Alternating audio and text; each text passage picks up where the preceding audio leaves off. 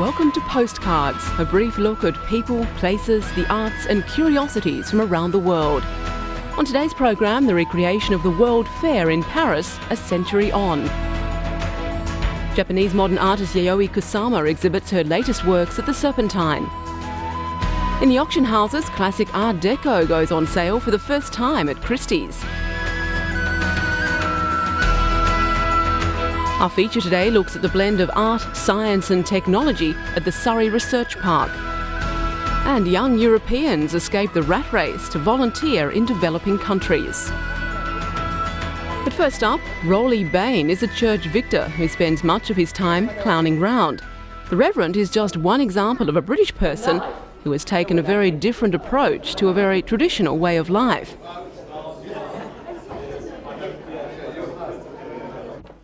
Peter Faulkner is a coracle maker who's been making circular reed boats for the past few years. He's an example of a craftsman whose profession is slowly dying.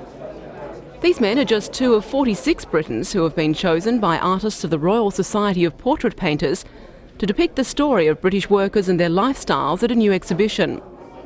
Daphne Todd, president of the Royal Society of Portrait Painters, explained that to commemorate the change in the millennium, a cross-section of the population will be painted rather than the usual great and the good. Then this would redress the balance for future generations. The subjects were chosen for their faces, personalities or place in the community. They include every sort of occupation, from primary teaching to stripping. Trevor Tasker, who cleans out sewage tanks, was eventually persuaded to pose by artist Daphne Todd. Expressing some initial scepticism, these lifesavers were more than pleased with their portraits on seeing the finished product.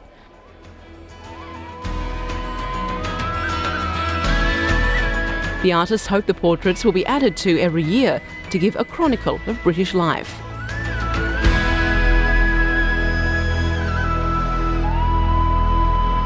The Royal Academy of the Arts was host to a spectacular and daring exhibition which brought together some of the world's greatest art treasures.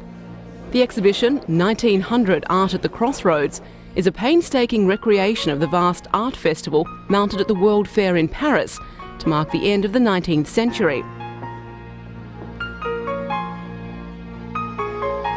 A century on, it brings together works by the modern masters Degas, Cézanne, Rodin and Klimt, and works by the so-called official artists of the day.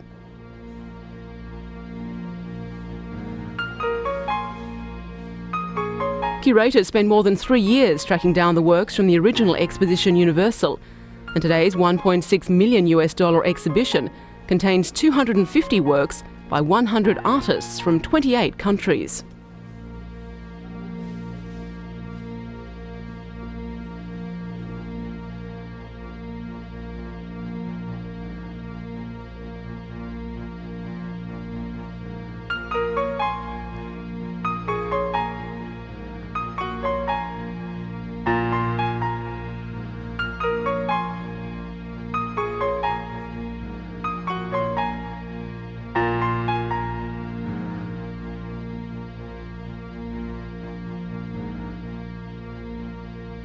The period involved marks the birth of the modernist movement, which changed the face of the art world forever.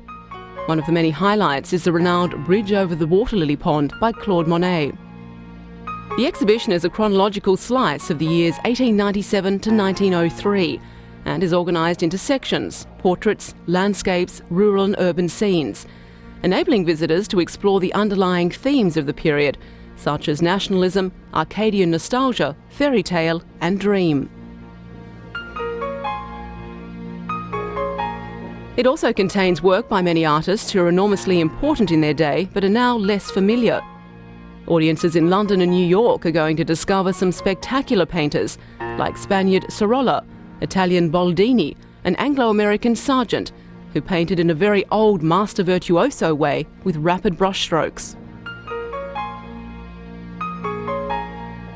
The exhibition, which is a must for art lovers the world over, next moves to New York.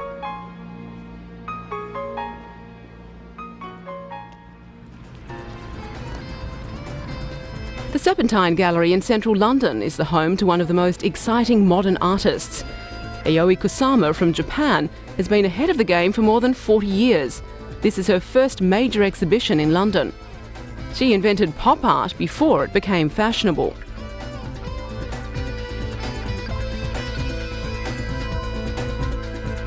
And she has worked in all types of media, influencing American pop art and the latest Brit art. Kusama worked in film, wrote novels, painted watercolours and worked in sculptures. She did not recognise any limits. Her intent was to make art wherever she went and to really focus on her four main obsessions: food, sex, dots and nets, all of which appear in this exhibition.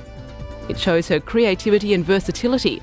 It's a chance to put her whole work into an historical perspective. The centrepiece of the exhibition is Driving Image from the mid-60s. It combines painting, sculpture and performance. This is one of the rare occasions that has all been assembled together. The whole ensemble rests on a bed of macaroni. But Yayoi Kusama is also able to work in traditional media, like oil painting.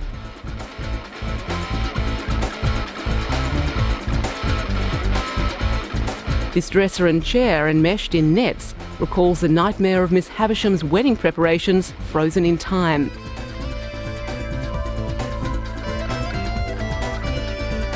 While the nightmare fecundity of sleeping stamens is an alarming piece of work.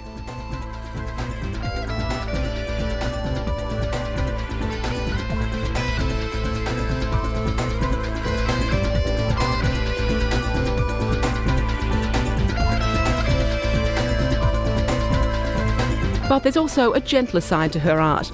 This piece, called An Infinity Love for Mirrors, is almost a throwback to the 60s and shows a wide range of this most influential of modern artists. Emerging from wartime austerity, European society in the so-called Roaring Twenties was in mood for celebration. From glass and ceramics to architecture and clothing, a flamboyant style known as Art Deco emerged. It faded by the time the Second World War broke out, but Art Deco is today seeing a strong revival. Riding this tide, Christie's auction house recently held its first sale of classic Art Deco pieces. Art Deco was the dominant style in both design and architecture in the 1920s and 1930s. It's a movement that emanated from France in the post-war years and is characterised by geometric patterns, by a strong colour palette and a preoccupation with speed and movement. Also typical was the elongated female forms, which are often portrayed in exotic poses or exotic costumes.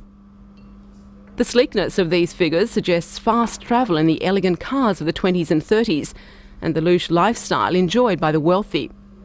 For although the interwar years in Europe were a time of creeping economic depression, hardship and looming totalitarianism, the leisured classes at least were able to escape from political and economic gloom and indulge in a newfound love of the exotic, outrageous and highly coloured.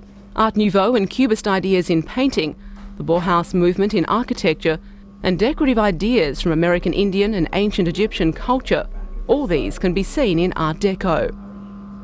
A warning from the experts though, this early 1930s piano in chrome and red leather, or a dining table with shiny U-shaped support, are unlikely to sit well with more modern furnishings.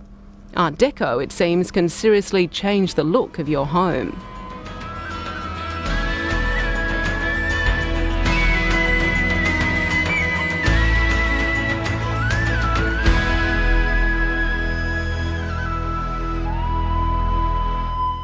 It all began here at Cambridge University 30 years ago. Around this powerhouse of Britain's intellectual life, companies set up home. Many of them grew out of research already being done at the university, giving practical business application to the pure science going on behind the ivy-clad college walls. The phenomenon quickly spread to other campuses like Heriot Watt near Edinburgh, a university specialising in science and technology. By the middle of the 90s, some were predicting that science parks, primarily suited to small high-tech companies, had had their day. But the present drive in Britain towards a knowledge-based economy looks like giving the idea a fresh boost. Now there's a comfortable marriage of art, science and technology. The town of Guildford is home to Surrey University and the neighbouring Surrey Research Park. This is one of the most rapidly expanding science parks in the country, with 83 companies based here. It attracts businesses which aren't capital intensive, ideally suited to the creative endeavours of graphic and software designers. Come next year, young and not so young computer game addicts could be in the grip of this new craze. High-quality computer images and complex ideas combine to create a wholly virtual world. It's called black and white, and players can choose to be good or evil. The world they are in and the creatures in it will change accordingly.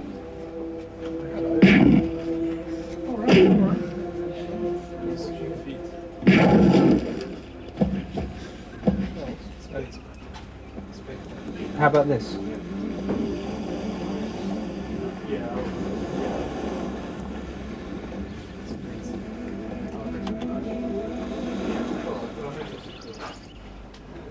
It's the latest idea to come from the imaginative brain of Peter Molyneux, a legend in the new but rapidly expanding world of computer leisure.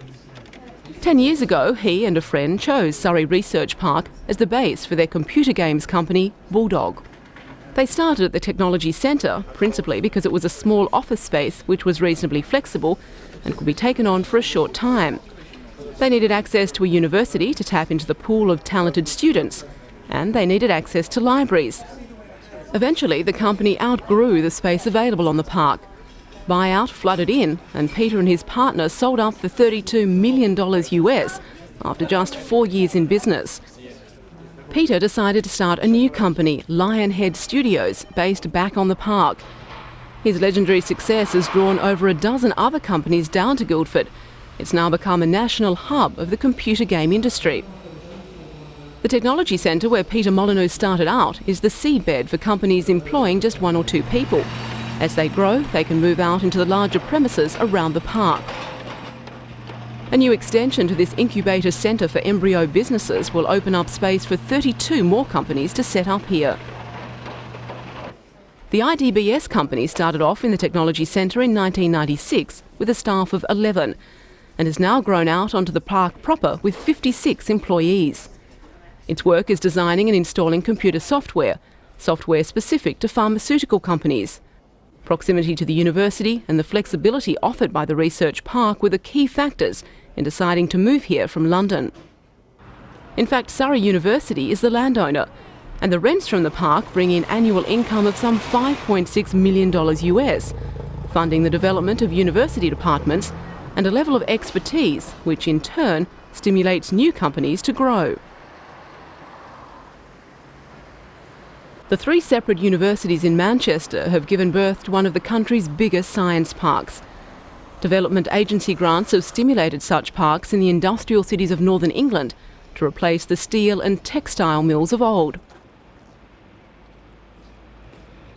IPEC was started by research engineers at the university and is now developing ultrasound machines for the power industry to check for faults in cables. Its links with the university are still strong, helping give students practical experience and to recruit fresh talent. For some countries, the UK is something of a role model. Visiting science and industry park managers from China have been comparing their own experiences with the British model of science parks. They like the idea that staff work not only at the science park, but also at the university as lecturers, sharing resources and promoting research and development between the 2 facilities. During their mission to Manchester, the Chinese signed an agreement for the UK Science Park Association to train managers of science and industry parks throughout China. Britain's science parks aren't just full of computer software designers and engineers, though. Synetics is a company carrying out clinical trials for drug companies. This lady is having a bone density scan before entering a trial for a drug combating osteoporosis. The large medical school and teaching hospitals in Manchester have attracted several companies to the science park. Osur is an Icelandic-based company which has developed a method for making sockets rapidly for artificial limbs without the need for taking plaster casts. Manchester has been the base for clinically testing the device.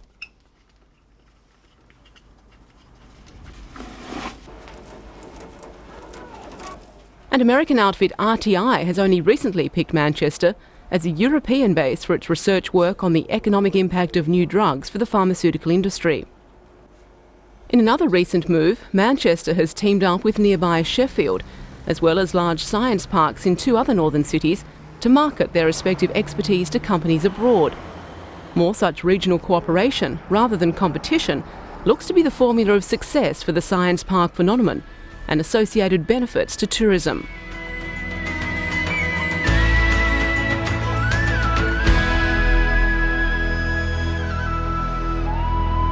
It's one of those must-see exhibitions at London's Royal Academy. Jean-Simeon Chardin, an illiterate 18th century artist who painted humble domestic objects and turned them into visual poetry, was certainly different.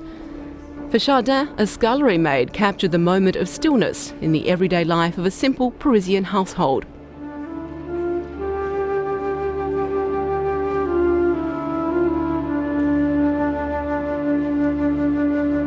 This bowl of wild strawberries glows with all the timeless intensity of a 17th century Dutch masterpiece. And these everyday objects have a poetry of their own. According to Marcel Proust, Chardin taught us to find the things themselves beautiful to behold.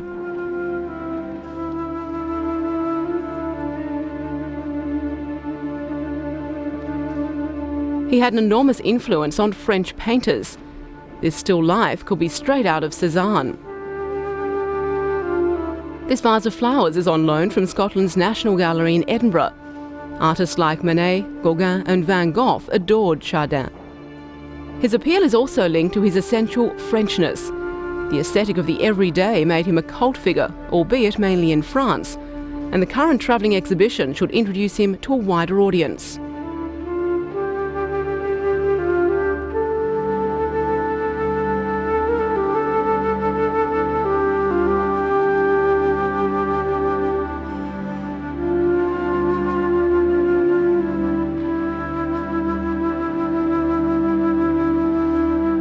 Even his portraits have an intimacy and a stillness.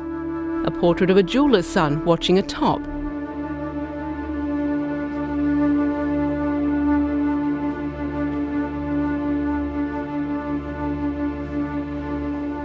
Or this wonderful study of a little girl with a shuttlecock. The exhibition, celebrating the 300th anniversary of the artist's birth, will move from London to New York.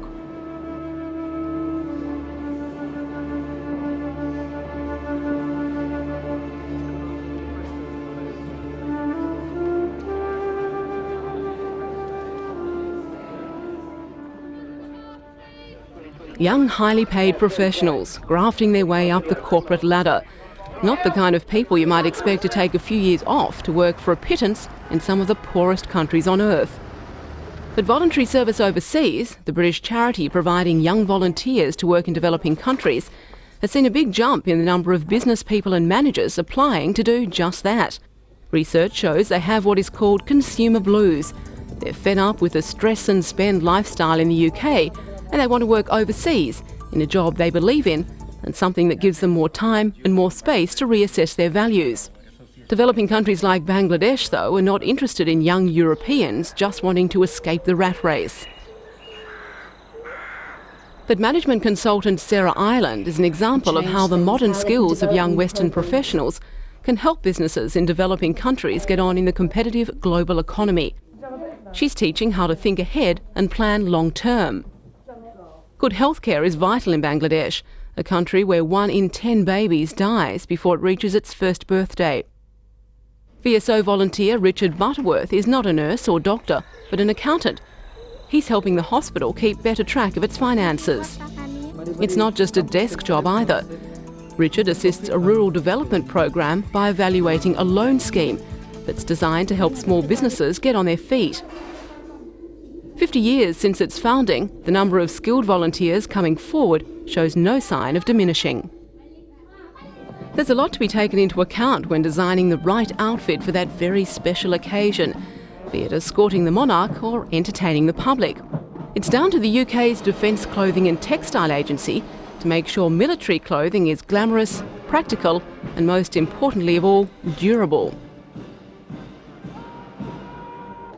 Before any garment is produced in quantity, a prototype is made to ensure everyone likes the design. Alongside the brand new garments produced here, old favourites like the Royal Navy's double-breasted uniform are given a new lease of life.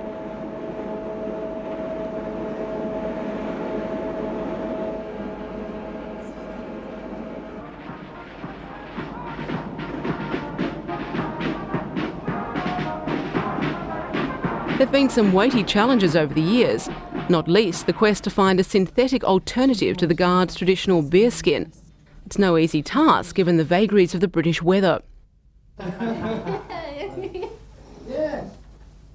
Very glamorous, isn't it? How does it feel? I know it's the wrong side. Designers have also been put to the test by the changing role of women in the services. One of the biggest challenges has been the request for maternity uniforms, translating the traditions of a uniform into a shape that is still recognisable but also functional and comfortable. As the British Armed Forces advance into a new era, the garment gurus will be right beside them, meeting whatever challenges are laid in front of them, cutting their cloth to meet the customers' ever-changing needs.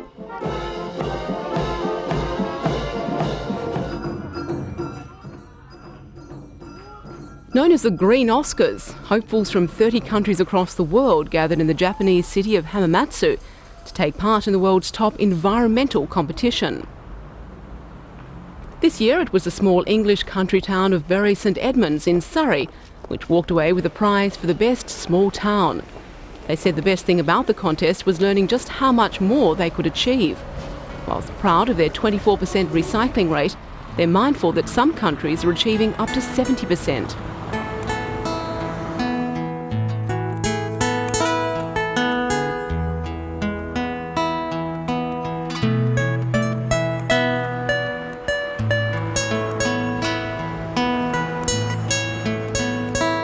The award for the best environmentally sensitive practices, including reducing household waste and cutting car traffic, went to the large London city borough of Wandsworth.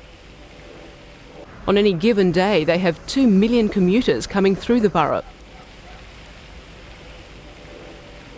The host city of Hamamatsu won the event last year. During the Second World War, it was devastated by American bombing. Only 3 of its local platanus trees were left standing.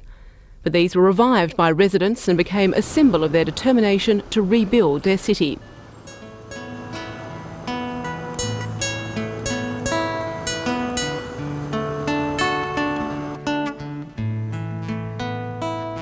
The judges are looking for evidence of saving precious heritage, restricting chemical pollution, inventive recycling schemes, and a commitment to the environment at a grassroots level. The next competition will be held in Washington, DC.